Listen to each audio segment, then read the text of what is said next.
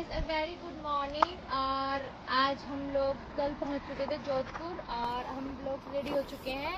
Breakfast अभी नहीं हुआ है और अब हम जा रहे हैं जोधपुर को एक्सप्लोर करने के लिए। तो क्या क्या चीज़ें देखेंगे वो सब आपको आगे ब्लॉग पूरा देखना पड़ेगा, तभी आप देख पाओगे। तो अब हम चलते हैं दूसरे महल की ओर। तो गाइस, और हम लोग रुके हैं ब्रेकफास्ट करने के लिए। यहाँ पे भी अभी देख करेंगे ब्रेकफास्ट और फिर मिलेंगे।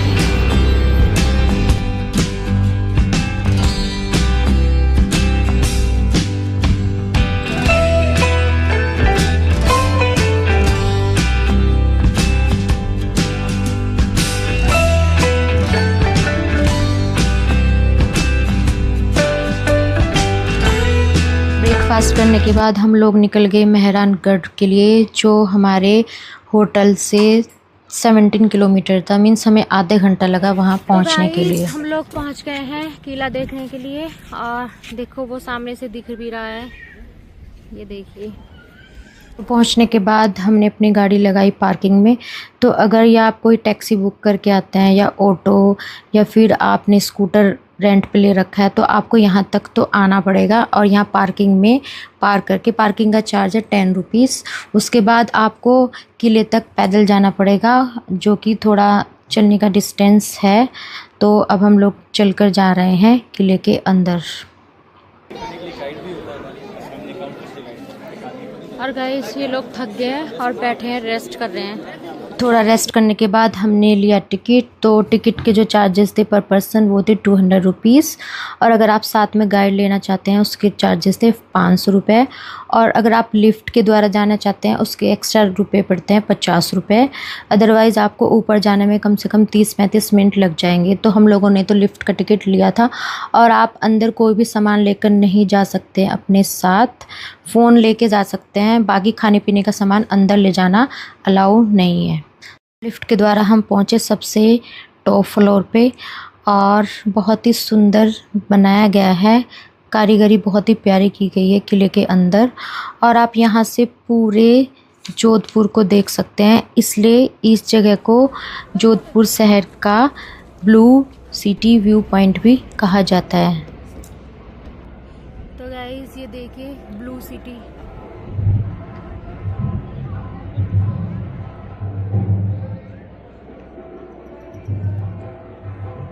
और इस किले को जिसने बनाया था वो थे राठौड़ वंश के संस्थापक राव जोधा। उन्होंने 1459 में इस किले को बनवाया था। और इस किले की खासियत यह है कि इसके अंदर 7 दरवाजे बनाए गए हैं और हर दरवाजे की अपनी एक खासियत होती है।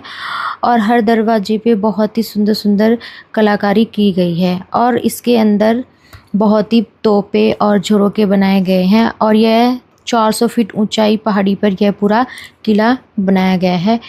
और इस किले के अंदर शाही कपड़े, ज्वेलरी, पालकी, फर्नीचर, जो कि रॉयल फैमिली की चीज़ें हैं, यहाँ पे डिस्प्ले में लगाई गई हैं। इसमें 3 कमरे ऐसे हैं जो कि जोधपुर रूलिंग महाराजा जो होते थे उनके द्वारा बनाए गए हैं और जो कि बहुत ही सुंदर हैं अंदर से देखने में।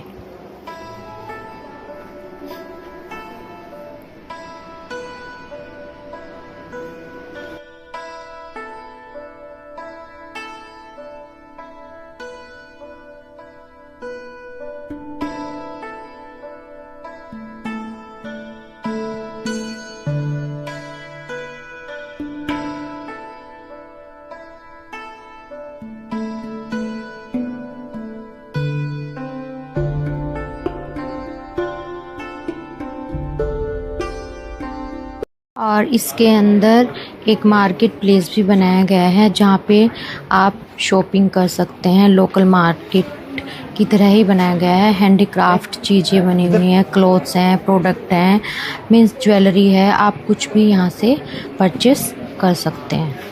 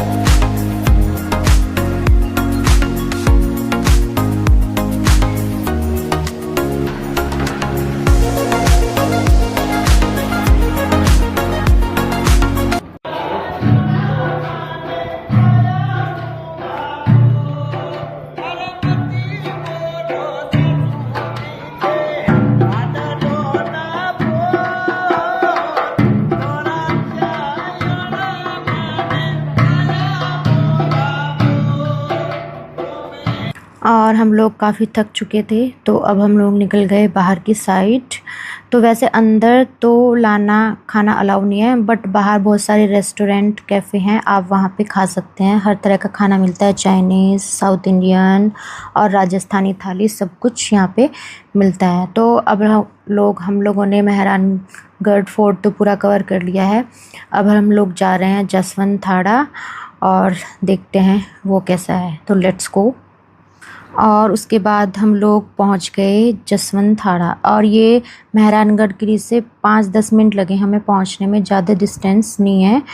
और यहाँ पे आप देख सकते हैं वो सामने ही टिकट काउंटर है, और यहाँ पे है पार्किंग, आप अपनी गाड़ी पार्क कर सकते हैं। और सामने यहाँ से 30 रुपये का टिकट मिलता है पर पर्सन, वो आप ले लें। और उसके बाद आप देख सकते हैं कि साइड में बहुत ही प्यारी एक झील बनाई गई है।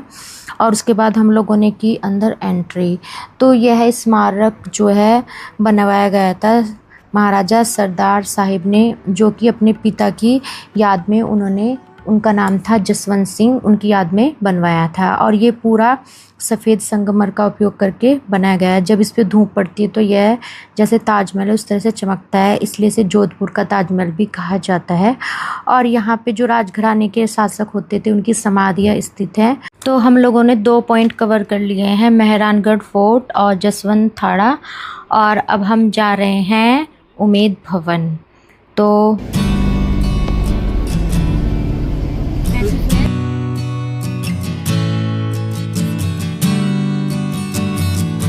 और फाइनली हम लोग पहुंच चुके हैं उम्मेद भवन। तो अब जा रहे हैं पार्किंग साइट। तो यहाँ पे पार्किंग जो चार्ज है 2 व्हील्स के हैं 20 रुपीज़ और कार के हैं 50 रुपीज़। और अब हम पहुँचते हैं अंदर। तो उम्मेद भवन जो है ये दुनिया की सबसे बड़ी जो निजी महलों में से एक माना जाता है, और इसका निर्माण महाराजा उम्मेद सिंह ने 1929 से शुरू करवाया और यह कंप्लीट हुआ जाकर 1943 में। और यह जो बनाया गया है राजस्थानी और यूरोपियन वास्तुकला से मिलकर यह बनाया गया है, और इसको 3 पार्ट्स में डिवाइड किया गया है। एक पार्ट उन्होंने राजघराने के लिए रखा है, जहाँ पर लोग आज भी निवास करते हैं, शाही परिवार के लोग। दूसरा इन्होंने इसको ताजमहल में डिवाइड कर रखा है, एक लग्जरी होटल के रूप में। और तीसरा इनको संग्रहालय के रूप में बना रखा है, जहाँ पे उन्होंने शाही शस्त्र, घड़ियाँ, कार फोटोज़ और एक ऐतिहासिक चीज़ें दिखाई गई हैं।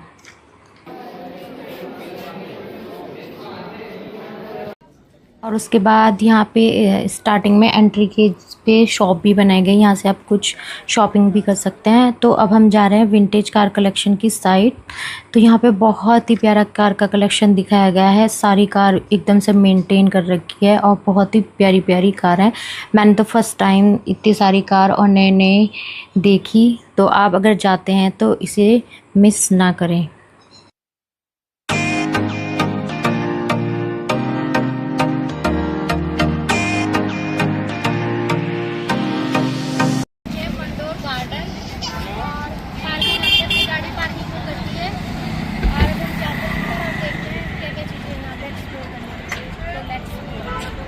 मंडोर गार्डन जो है वो जोधपुर शहर के लगभग 9 किलोमीटर में फैला हुआ है, और यह एक बड़ी चट्टान को तराश के बनाया गया है, जहाँ पे 15 देवी देवताओं की मूर्तियाँ हैं। और यह जोधपुर के जो वीर योद्धाओं की स्मृति के रूप में यहाँ पर बनाया गया है। और यह 3 मंजिला पहली इमारत है, जो कि अपनी अनूठी वास्तुकला के लिए प्रसिद्ध है।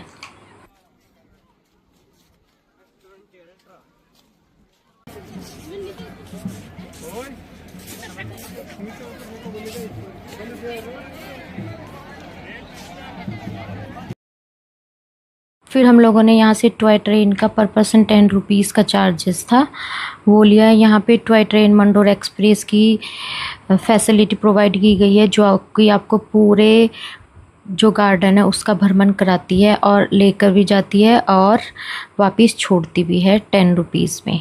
पर आपको दोनों साइड का टिकट लेना पड़ता है।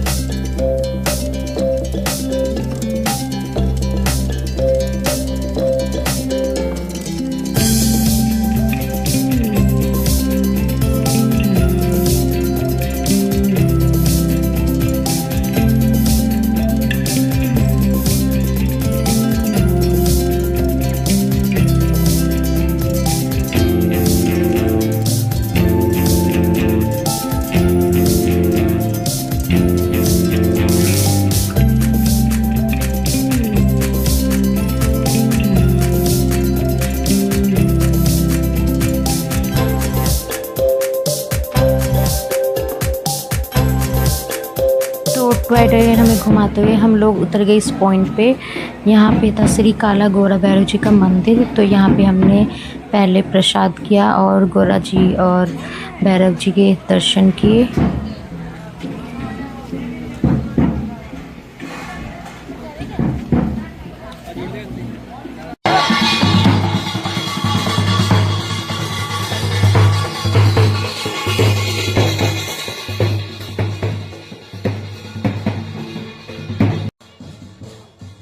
और यहाँ पे हर वर्ष नाग पंचमी को एक भव्य मेला आयोजित होता है जिसमें देश विदेश से श्रद्धालु और पर्यटक शामिल होते हैं।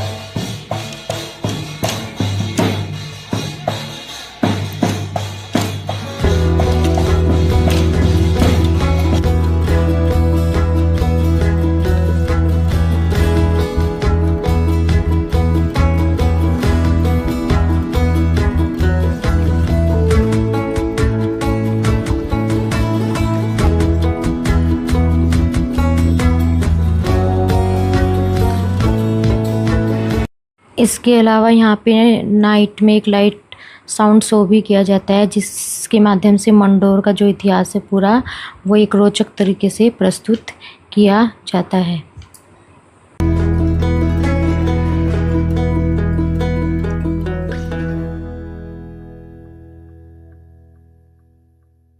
तो पूरा मंडोर गार्डन कवर करने के बाद हम लोग काफ़ी थक गए थे क्योंकि आज हमने कई सारे पॉइंट कवर कर लिए थे। तो हम लोग फिर टॉय ट्रेन के द्वारा वहाँ से वापस निकल गए। तो अब हम लोग जा रहे हैं घंटा घर। यहाँ पे ये एक चौक है घंटा घर चौक करके। हमने सुना था कि यहाँ पे कुछ चाट और दही बल्ले समोसे मिर्ची वड़ा ये सब फेमस है। तो हम पहले पहुँचे अरोड़ा चाट भंडार। वहाँ पे हमने खाया दही भल्ला जो कि काफ़ी टेस्टी था। उसके बाद हमने सुना था कि यहाँ पे शाही समोसे बहुत टेस्टी मिलते हैं। तो हमने यहाँ पे शाही समोसे और मिर्ची वड़ा दोनों ही खाए और सच में काफ़ी टेस्टी थे। जो समोसा था उसमें आपको चटनी वगैरह की कोई ज़रूरत नहीं पड़ेगी। उसके अंदर जो स्टफ़ भरा जाता है वो चटनी वगैरह का मिक्सचर होता है, खट्टा मीठा जैसा लगता है। तो अगर आप आते तो एक बार ज़रूर ट्राई करें। उसके बाद पूरा घंटा घर घूमने के बाद मार्केट घूमने के बाद हम लोग पहुँचे लस्सी वाले के पास। इस वाले लस्सी काफ़ी टेस्टी थी। तो हमने यहाँ से अभी तो पीने का मन नहीं था क्योंकि पेट काफ़ी फुल हो गया था। तो हमने पैक करा ली रूम के लिए और उसके बाद हम लोग निकल गए वहाँ से अपने रूम के लिए क्योंकि हम लोग काफ़ी थक चुके थे। तो गाइस आज का ब्लॉग यहीं करते हैं एंड हमने आपको पूरा जोधपुर घुमा दिया है। तो ये आपके 2 दिन में आप सारे पॉइंट कवर कर सकते हैं। अगर आप घूमने आते हैं तो आप इस वीडियो को लाइक करें, शेयर करें। जो भी घूमने का प्लान कर रहे हैं उनके लिए काफ़ी हेल्पफुल होगी। तो guys please don't forget to like share and subscribe to my channel. मिलते हैं नेक्स्ट व्लॉग में जल्दी ही। तब तक के लिए bye bye, take care, see you soon.